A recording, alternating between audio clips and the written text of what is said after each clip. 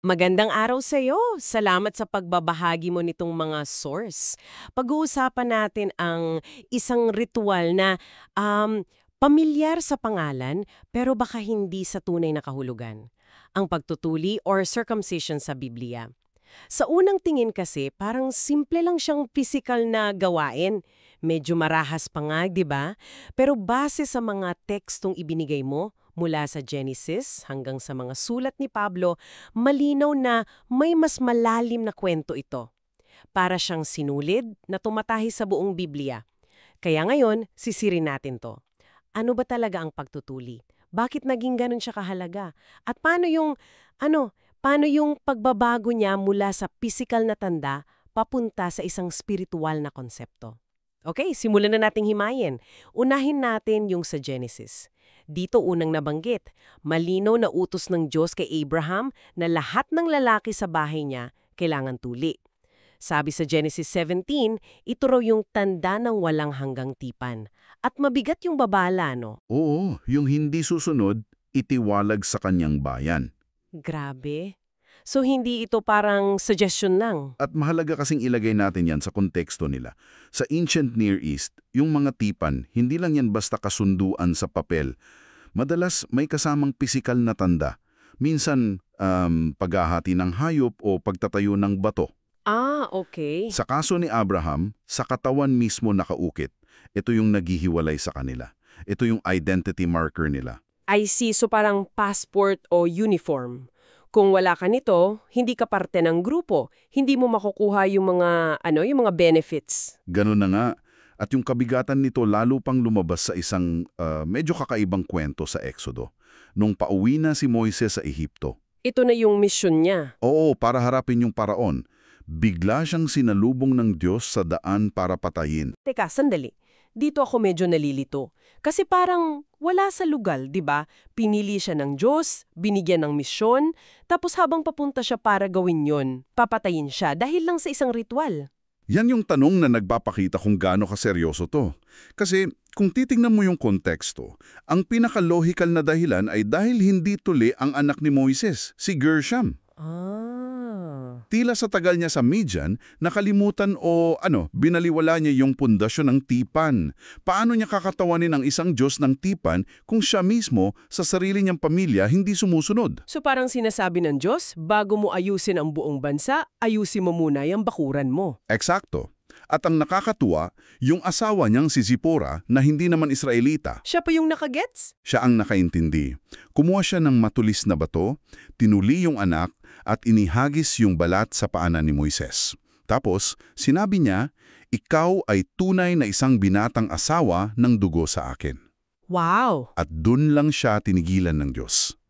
Ipinapakita nito na hindi lang to basta ritual, usapin to ng buhay at kamatayan. Okay, malinaw. Hindi siya optional. Pero alam naman natin, di ba, na yung pagkakaroon ng pisikal na tanda, hindi ang garantiya ng pagsunod. Paano kung yung may marka sa katawan, sila mismo yung lumalabag?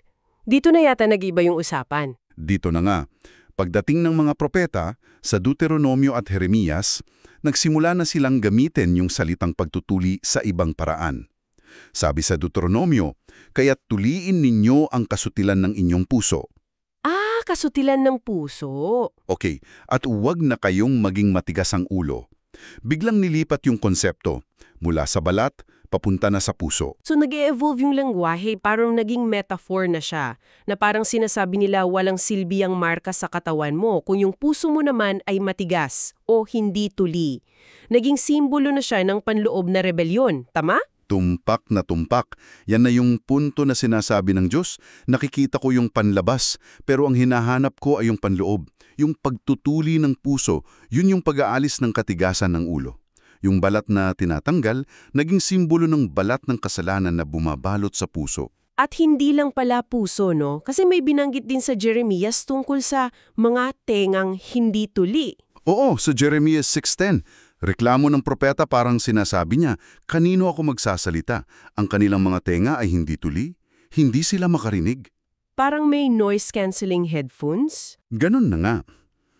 Andyan yung salita ng Diyos, pero walang tumatagos. Pinili nilang isara yung pandinig nila. So makikita mo, Ang panawagan ay para sa isang patuloy na disposisyon ng puso at isip. Isang pusong handang sumunod. At mga tengang handang makinig. Okay, so may physical, may metaphorical, pero may isa pang koneksyon sa mga source mo na talagang nagpalalim sa lahat. Yung ugnayan nito sa Mesiyas. Paano nagkadugtong yung ritual sa katawan sa pag-asa sa isang tagapagligtas? Dito natin makikita yung ganda ng teolohiya sa likod nito eh. Yung argumento ay, ang pagtutuli hindi lang siya basta pagsunod. Isa siyang pagpapahayag ng pananampalataya.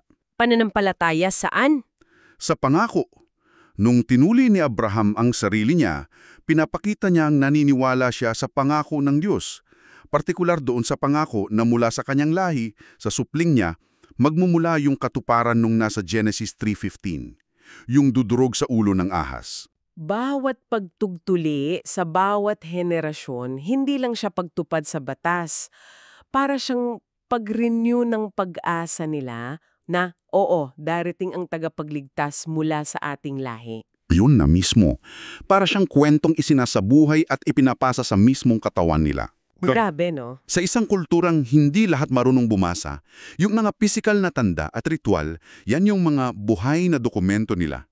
Yung pagtutuli, isang kwentong isinasalaysay sa balat. Masakit, pero permanenteng paalala ng isang pangakong hindi pa nakikita pero pinaniniwalaan. Kaya palagno nyo na lang yung diin ng mga propeta na kung ginagawa mo yung ritual pero wala kang pananampalataya sa puso, baliwala lang. Yung gawa dapat bunga ng pananampalataya. At yan mismo yung naglatag ng daan para sa napakalaking pagbabago sa bagong tipan. Kung ang pagtutuli sa lumang tipan ay anino lang, ano yung katotohanan? Ano yung reality? Dito na pumapasok si Apostol Pablo. Dito na nagkagulo, di ba? Kasi naging issue kung kailangan pa bang magpatuli ng mga hentil para maging Kristiyano. Paano to sinagot ni Pablo? Naging radikal yung sagot niya. Sa Roma 29, sinulat niya, ang tunay na Judyo ay ang Judyo sa loob, at ang tunay na pagtutuli ay sa puso sa pamamagitan ng Espiritu. Sa puso, hindi sa balat. Hindi ayon sa nasusulat na kautusan. Ito na yung pinakamalinaw na deklarasyon. Hindi na yung pisikal na tanda ang batayan, kundi yung kalagayan ng puso na binago ng Espiritu. Ibig sabihin, kahit hentil ka, pwede kang magkaroon ng tuling puso at ituring na tunay na Judyo sa mata ng Diyos. Napakalaking pagbabago niyan. Napakalaki at pinalalim pa niya sa Kolosas. Sa Kolosas 2:11, direktang ikinumpara niya yung pagtutuli sa binyag. Eto na yun. Sabi niya, kay Kristo, kayo'y tinuli ng pagtutuling hindi gawa ng mga kamay, sa pagtutuli ni Kristo. At ano itong pagtutuli ni Kristo? Yung kasunod na talata tungkol na sa binyag. Okay, himayin natin yan. So, ang binyag ang naging bagong anyo ng pagtutuli. Paano sila naging magkatumbas? Yung isa, pagputol, yung isa, paglubog sa tubig. Tingnan natin yung sinisimbolo. Yung pagtutuli, pagputol ng isang bahagi ng laman na simbolo ng pag-alis ng kasalanan. Ang binyag naman, para kay Pablo, sumisimbolo sa pagkamatay ng buong dating pagkatao mo. Lahat-lahat na. Oo, lahat. Pagkamatay at paglilibing kasama ni Kristo at muling pagkabuhay. Yung paglubog sa tubig, parang paglilibing. Yung pag-ahon, yun yung bagong buhay. Mas radikal, mas kumpleto. So, hindi mo na kailangan yung anino kung kaharap mo na yung tunay na bagay. Yun na. Ang anino ay napalitan na ng katotohanan na si Kristo mismo. Okay. So, hindi ito pag-alis ng konsepto, kundi katuparan. Kung ang goal nun pa man ay pag-alis ng kasalanan sa puso, ang binyag kay Kristo ang kabuang katuparan nun. Yan na nga. Ang mahalaga, sabi ni Pablo, hindi kung tuli ka o hindi, kundi kung ikaw ay naging isang bagong nilalang kay Kristo. Kung ganun, ano ang epekto nito sa pinakaugat ng lipunan nila? Sino na ngayon ang bayan ng Diyos? Kung hindi na kailangan yung pisikal na tanda, ano na ang basihan? Siguradong naging issue ito sa mga naunang Kristiyanong Judiyo. Ito yung pinaka-radikal na konklusyon at ito yung sentro ng maraming debate noon. Ang sagot ay hindi na ito nakabase sa lahi. Diretsong sinabi sa Galacia, at kung kayo'y kay Kristo, kayo nga'y binhi ni Abraham at mga tagapagmana ayon sa pangako. Napakakilinaw niyan. Ang pagiging anak ni Abraham ay wala na sa dugo, nasa pananampalataya na. Kung nananampalataya ka kay Kristo, anak ka ni Abraham kahit galing ka pa sa Roma o Gresya. Oo. At yung argumento ni Pablo, bumabalik pa mismo kay Abraham. Itinuturo niya layong pananampalataya ni Abraham, ibinilang na katuwiran sa kanya bago pa man siya tuliin. Nauna yung pananampalataya. Nauna yung pananampalataya. Yung pagtutuli, selyo lang nun. Kaya ang tunay na anak ni Abraham ay yung may pananampalatayang tulad ng kay Abraham. At dahil dyan, gumuho yung pader sa pagitan ng Hudiyo at Hintil. Ang layunin pala talaga, ayon sa mga source na ito, ay hindi lang bumuo ng isang bansa, kundi lumikha ng isang bagong sangkatauhan na binago ayon sa larawan ng Diyos. At ito'y sa pamamagitan ng pananampalataya kay Kristo, anumang ang lahi mo. Grabe!